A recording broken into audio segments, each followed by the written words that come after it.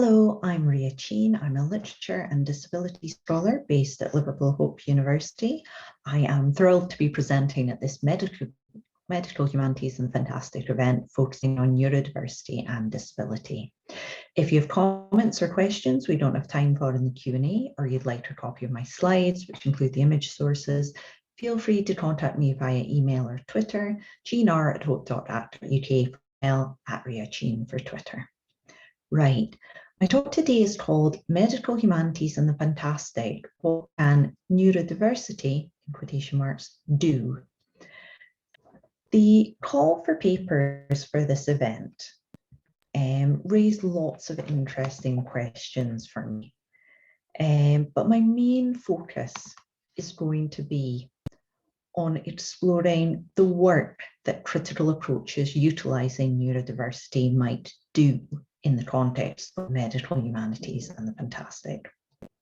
What possibilities might be opened up by deploying neurodiversity in this context? What are the benefits?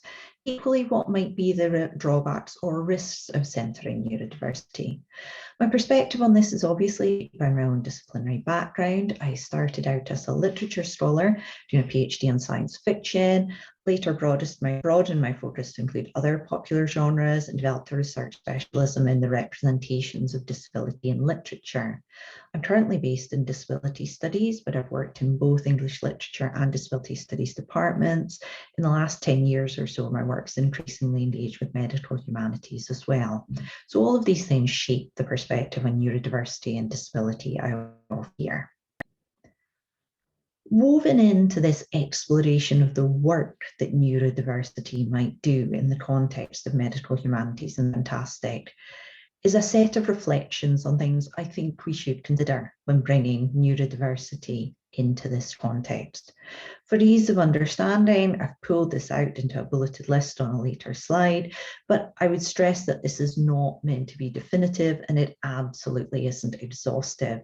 This isn't the authoritative manifesto for the use of neurodiversity in medical humanities and/or the fantastic. In terms of a visual representation of what I'm doing today, I feel it's a bit like following the branching, repeating systems of a fractal, as in the image of fractal blood vessels on screen, kind of following down each trail. Always this leads to 2 more trails to follow. Today, I'll follow some of these branches further than others, but there are lots more that I don't go down at all. To begin then by clarifying how I'm using neurodiversity and related terms. In terms of the existing scholarship, my usage is broadly in line with Nick Watson's, although I don't necessarily make the precise distinction she makes. I've also found Steve Graby's chapter on neurodiversity and the survivor movement really useful, references at the end. Watson makes a useful distinction between neurodiversity, which he terms the neurodiversity paradigm, and the neurodiversity movement. So for her, neurodiversity refers to the diversity or, quote, variation in neurocognitive functioning, end quote, of human minds. It shouldn't be labelled as an approach or a perspective, but understood as a fact, okay, human minds differ. For Watson, the neurodiversity paradigm is a specific perspective on neurodiversity. The belief that this variation in human minds is valuable and that there is no type of neurocognitive function that is intrinsically superior or better, despite the ways we routinely value or devalue particular types of minds, for example, by labelling some as disordered or abnormal. Finally, the neurodiversity movement, the social justice movement, built upon the neurodiversity paradigm, which works to challenge the oppression that neurodivergent people experience. I'll come back to the slight differences my usage has from Walker's in a second, but a couple more bits of terminology first.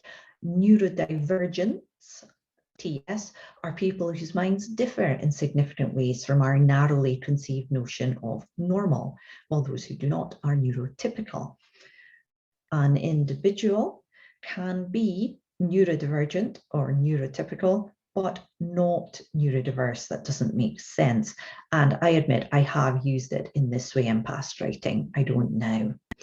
In terms of encouraging precision, I find Walker's three-part model really useful, but I don't necessarily follow those distinctions strictly in my own usage. So for convenience, I tend to use neurodiversity with quotation marks around it, which I'll try to emphasize vocally, as a shorthand roughly equivalent to what Walker terms the neurodiversity paradigm, as I do in my title for this talk, i.e. I am using neurodiversity, in quotation marks, to denote the set of perspectives that value neurocognitive difference and problematize the value judgments we make about human minds, and the consequent imperative to treat or cure those therefore positioned as deviant from the norm. I also tend to think in terms of a neurodiversity community, which encompasses the activists of the neurodiversity movement, but also includes those who subscribe to the neurodiversity paradigm but aren't necessarily directly involved in activism. Where I am very much in line with Walker is in perceiving neurodivergence as neutral. Under a neurodiversity paradigm, human variation at the population level is always understood as a plus, a valuable thing to be preserved. But as Walker puts it, neurodivergence itself is not intrinsically positive or negative, desirable or undesirable. The experiences of neurodivergent people are, well, diverse. They may experience distress as a result of their neurocognitive difference and or from resulting social oppression, or they may not. Neurodivergency isn't a diagnostic label or based on a fixed set of diagnostic labels. Rather, it's an identity category with which an individual may or may not identify.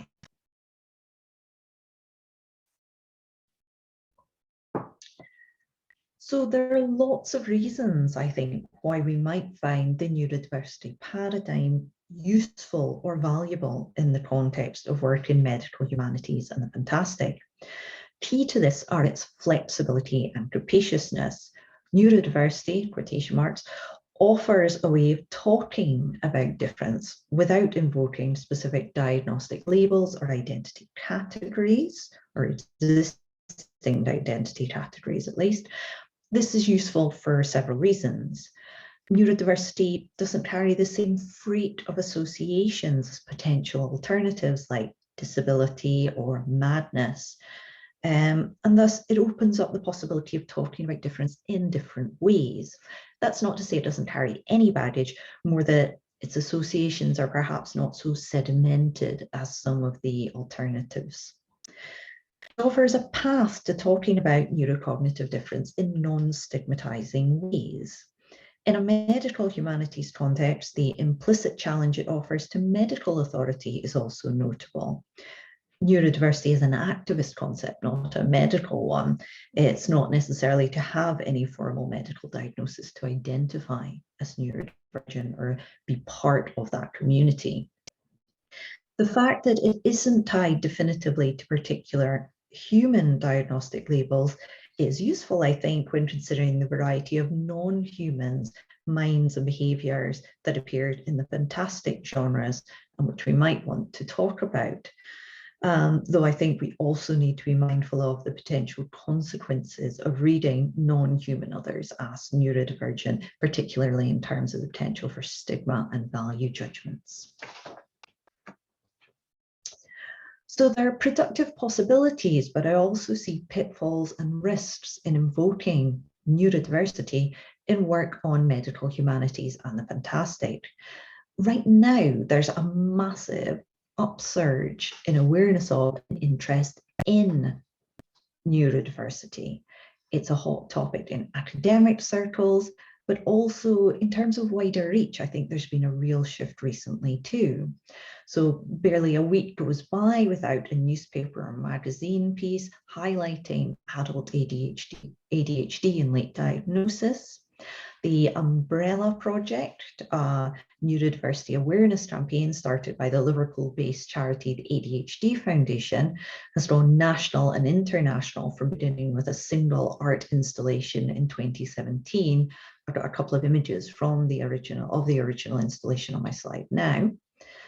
As an aside, I've been thinking a lot about umbrellas as I worked on this project. Umbrellas are increasingly and not unproblematically used to represent neurodiversity, while the fantastic and medical humanities are both umbrella terms. Returning though, there's lots of discussion about neurodiversity in online communities, because of the internet, because in the ways it's shaped the ways we communicate. But my sense is also that in the last 5 years or so, neurodivergent creators and neurodiversity as a concept has gained much more traction, or at least is much more visible in those online spaces. Academia, as always, is slower, but we are seeing more and more academic publications coming through, and in a much wider range of subject areas than was the case previously. It's not just disability studies and critical autism studies that are engaging with neurodiversity anymore.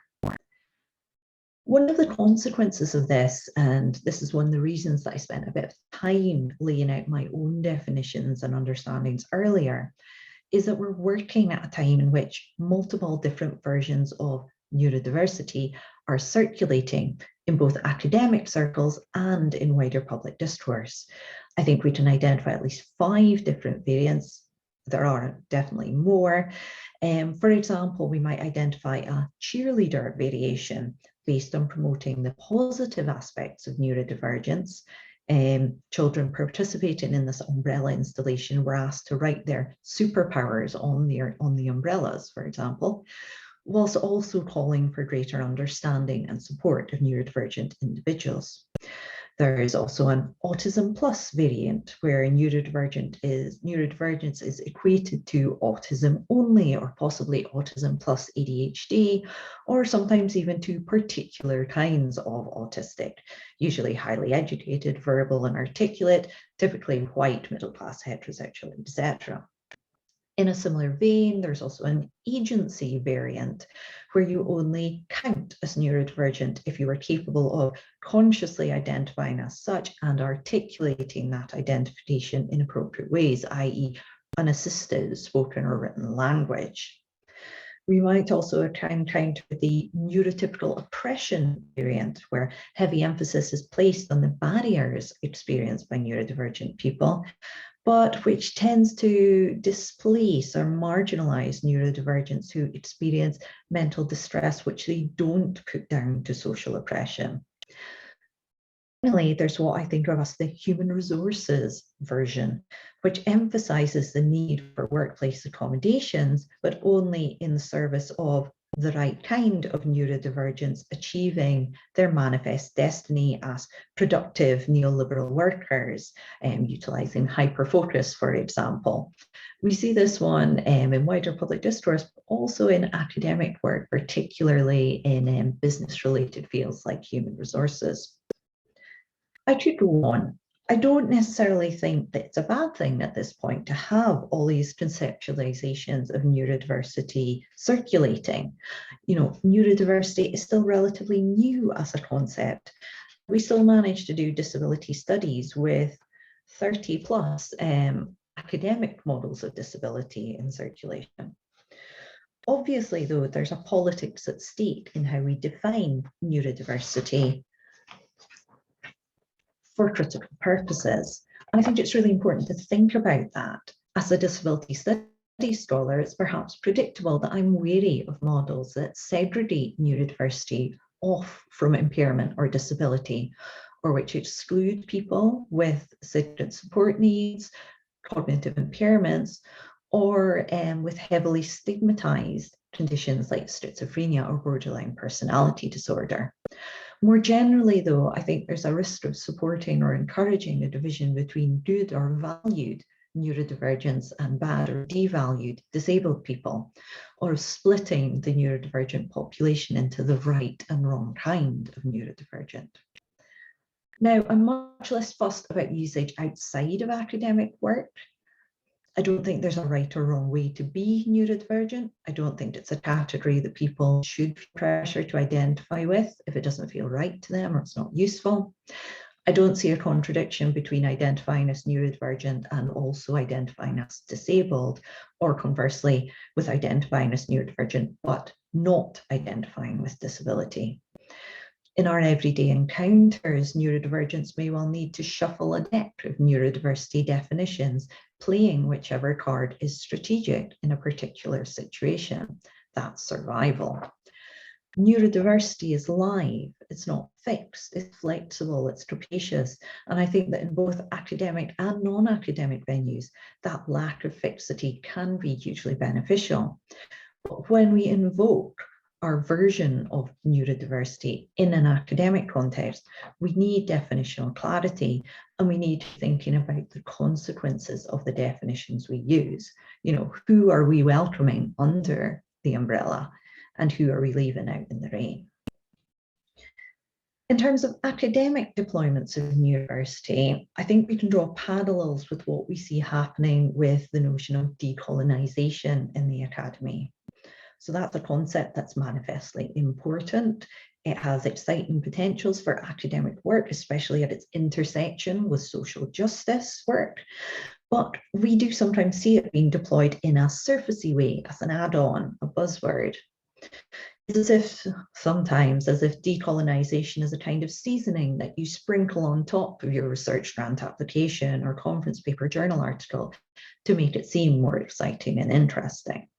Neurodiversity, like decolonisation, needs to be baked into the projects it's part of. It can't be an add-on or an afterthought.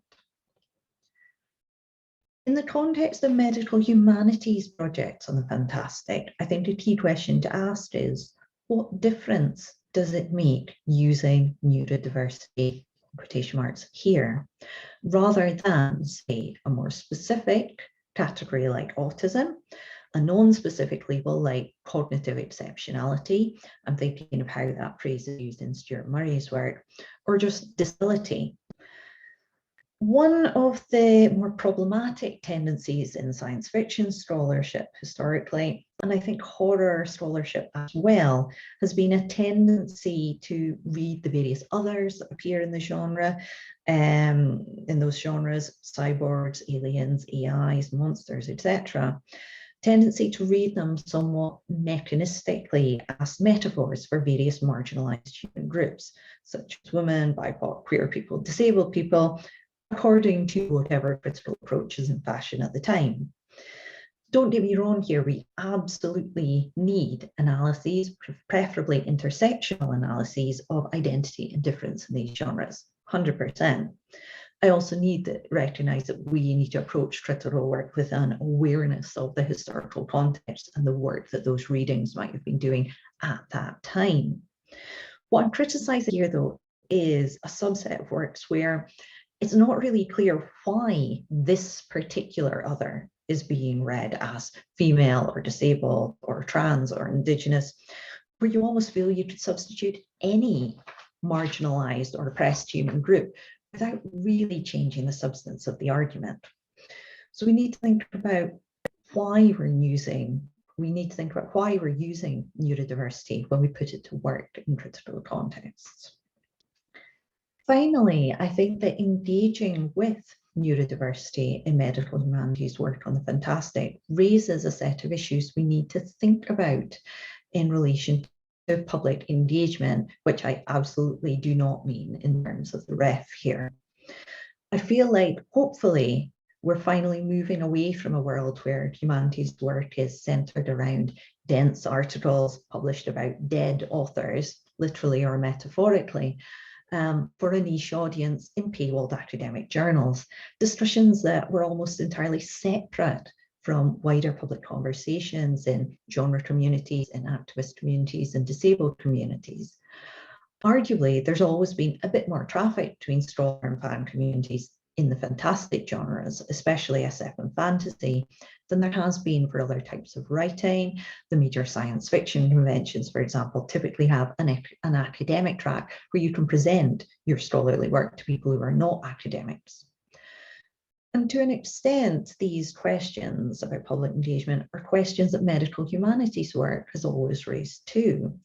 If you're working on representations of diabetes in film, say, it's not unreasonable for a non-academic in particular to wonder if you have some sort of personal experience or stake in the matter. that no one should be or feel forced into disclosing their status vis-a-vis disability, neurodivergence, or any specific diagnostic label is a hill that I am absolutely prepared to die on. But what I'm saying is that you should anticipate the question being asked. These questions about public scholarly work are particularly pressing now because the internet's making more and more academic work accessible, and because of the ref focus push towards impact public engagement work in UK academia. But I think work at the intersection of neurodiversity, the fantastic, and medical humanities, these three umbrellas, is also particularly likely to engage these questions. So at a fundamental level, they're all things the wider public has a stake in. I also think work at this intersection raises questions about the politics of citation and our citation practices. When I was a PhD student in English literature, the rules were clear. If it ain't peer reviewed, it doesn't count, so you don't need to worry about it. Now, though, things are shifting. Neurodiversity and the fantastic genres sit at the confluence of two areas with an active and vocal internet population that write in about them. You may well be working on the first academic study of neurodivergence in the Wheel of Time, say, but you absolutely will not be the first person to talk or think about this. I'm not equating blog posts or Reddit discussions or whatever with peer-reviewed academic scholarship, okay? Obviously, these two things are different, but, and I also don't mean to give the impression that there aren't academics who aren't also fans or activists. Obviously, there are. In this context, though, I think we need to think really carefully about what and how we cite. I mean, I would always err on the side of giving credit or acknowledging discussions that predate or parallel yours, even if your own work was developed independently from when you've encountered them later. If you do a talk on YouTube or publish something in an academic forum that becomes more widely available, that gives the impression that you are the first person to talk or think about these issues, be prepared for pushback from genre or neurodiversity communities, and I think rightly so. So here is my list then of things to think about. Clarity of definition, the consequences of using disability in particular ways. Might it reinforce a pathology paradigm? Why use neurodiversity rather than any of the alternatives in this critical context? The potential consequences of applying neurodiversity to non-human others in the fantastic context, and relationship to non-academic communities, such as activist or fan communities, and the politics of citation. Now, there are so many other things I could talk about in terms of the work neurodiversity might do in the context of medical humanities and the fantastic. Neurodivergent creators and #own voices, reading, writing, and critical practices we might want to identify as neurodivergent. Reader identity and identification. The ways in which neurodiversity, as compared with disability, might be seen as more palatable and less discomforting in certain critical contexts. I'm also aware I've not touched at all on what the fantastic genres in particular might contribute to the neurodiversity movement, since I think that other papers today are going to explore that. In case it's not been clear on what I've already said, though, I think this is a massively exciting area to be working, and I'm so interested to see how this work develops over the months and years to come.